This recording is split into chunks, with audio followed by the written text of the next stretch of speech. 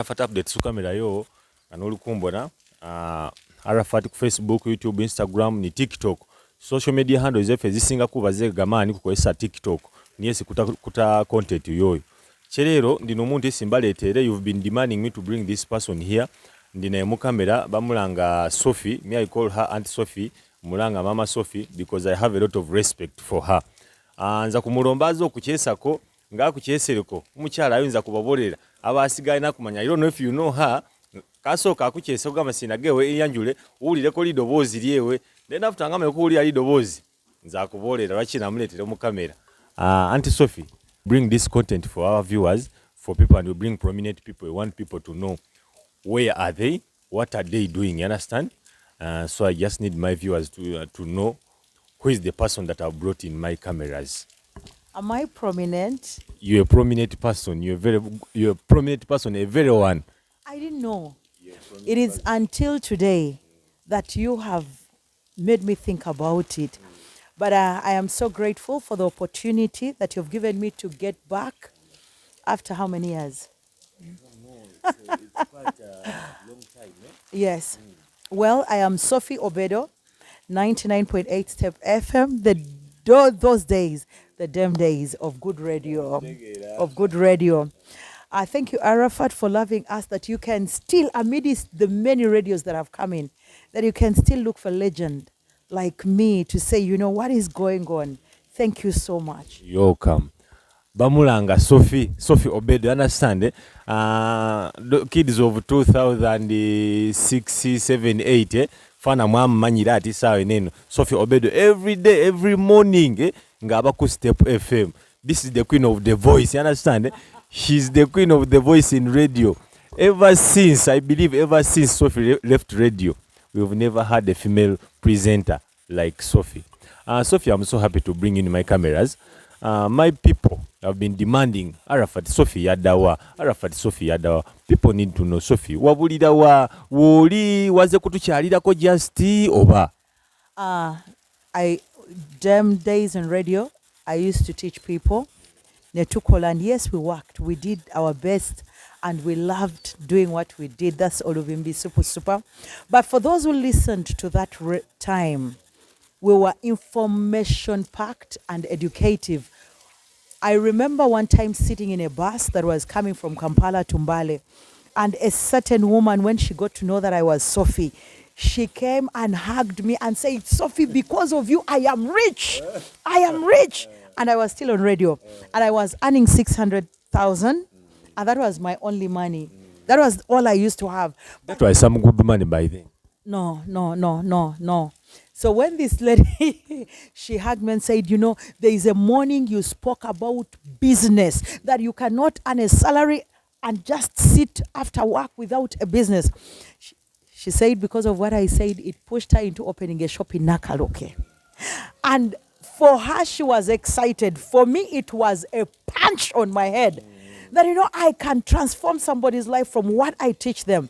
And how about my life? What have I done with it? And so I said, calculating. What am I earning? And is this enough?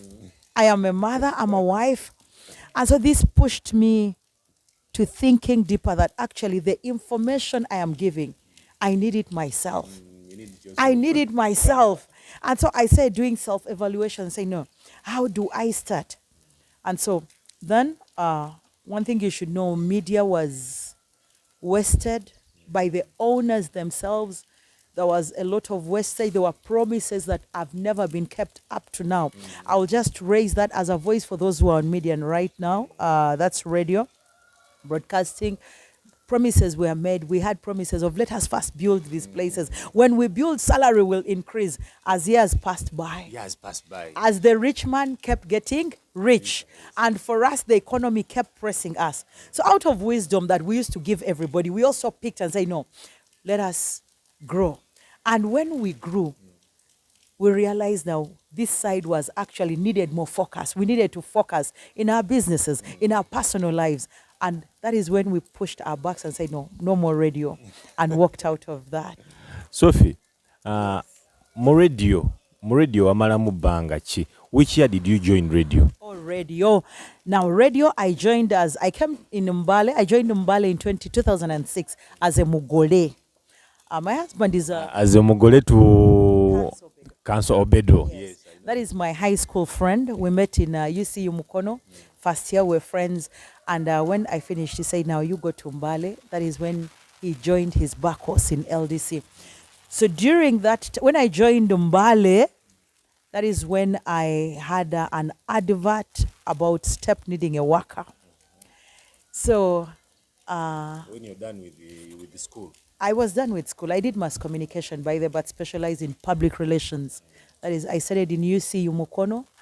And so I joined STEP FM, that is in 2008 at the beginning. And it was a very beautiful journey. I started with Raga Chief in the evening show. Captain Raga Chief. Captain Raga Chief. And then I also came and did Obedo lunch hour. I remember Obedo lunch hour with Sophy. Yes. But there's somebody doing it better than me. That was none other than Lydia. Lydia used to do it so well. Lydia had a soft, sweet voice, and mine was a hardcore. So they say, no, we cannot leave Lydia in the morning and put Sophy in the lunch hour. Lunch hour needs a soothing voice that will keep the food going. This one, we need her in the morning so she wakes people up. And when they sent me there and we met with Johnny K. Arafat, the truth is up to now. I have not seen a team to reckon our team. That's true. That's true. Say, if any radio gives us opportunity of 1 week of presenting, it would boost its listenership. This is something. This is something that I demand. Yes. I remember telling John K some time back. Lwaki temutuwamu ko just kasample. Namra incidentally, the Lord called me Arafat kati newenzi jeyo nyinzo baboa atosobola. There is the original Sophy eyalimu obuto nemyaka jejo, and then also there is a hand of God that has molded me. I am no longer that chap. Nowadays I am calm and I first think before saying anything. Those days I would offend you, Arafat. And if I know it's going to make my listener happy, I will push you to the wall. But nowadays I sit back and I want to understand the other side of the story in depth. And so, but I thank God that after my being called, I want you to know that I became a pastor. You're a pastor nowadays. I'm Pastor Sophy. Abatulaba. Sophy una agamba, Nowadays she's a pastor. She's a pastor. Service jwali wa radio, Tobera ka no regretting lwaki wavayo ku radio. No. I don't regret. I have never regretted leaving radio. I want to tell you, during my time in radio, I would have actually regretted more than every other person who left. Because towards the end of my service, I said offering services at the radio that were just beyond the broadcast. I was supplying STEP FM food, Open Gate and STEP TV. I was then supplying their lunch, of which it boosted me business-wise so much. And so even when I left, there was a point of regret, but I have never regretted. I am somebody who talked a lot about farming during my days, and I humbly started my farm in Tororo. It's a place called Biramagoro. It's in Pajonda, my husband's home, where he took me. And so when we go there, Arafat, you refused to come there yesterday. If not that, there are goats also. I don't do this like I want to really sell. Right now, my husband is taking care of me. When it comes to finances, it comes to that, he takes care of me. But when it comes to people, visitors coming home, as a wife, I am not going to call him and say, honey, we need food. They will be welcomed and they will call him and say, your wife has taken care of us well. Of course, that's what every girl needs to do, you understand? Yes. But cancel, I, Arafat, personally, I'll never forgive you, because Sophy is one of the best female presenters that Mbala has ever had. In fact, we miss Sophy. Cancel, how I wish you can convince Sophy, Asoka akomeo mu media. Akomeo mu media. No. Sophy asoka akomeo mu media. Sophy goroza singo kyali mu media, Goroza singo oliwa. Goroza singo oliwa. Media in Mbala has choked. It has choked talent. Singer, if it was media in Mbala, I would have been choked. I want to tell you, we lost a sister who was in media, one of the legends. That's none other than Shanaz Mwanje. I believe I would have also either died or been a waste. What killed Shanaz was mainly there was no money at that time to take care of the hospital bills, because when she got the first attack, they took her to Mount Elgon Hospital. This is somebody who was battling diabetes. She had an attack of diabetes, she had pressure, and each and every morning they were giving her bills. Bills were coming to a salary that had not been paid, salaries that have not been paid in arrears over 6 months. So was this going to reduce her pressure or increase it? It increased. And the hospital told her, you know, we can no longer keep you here. Even when she could not speak, they transferred her and brought her to casualty. Now, in casualty, her circle of friends were radio people like us who could not afford. We kept looking around and saying, how do we manage this? Before we knew it, our sister died. And so for me, leaving media, Arafat, it was wisdom.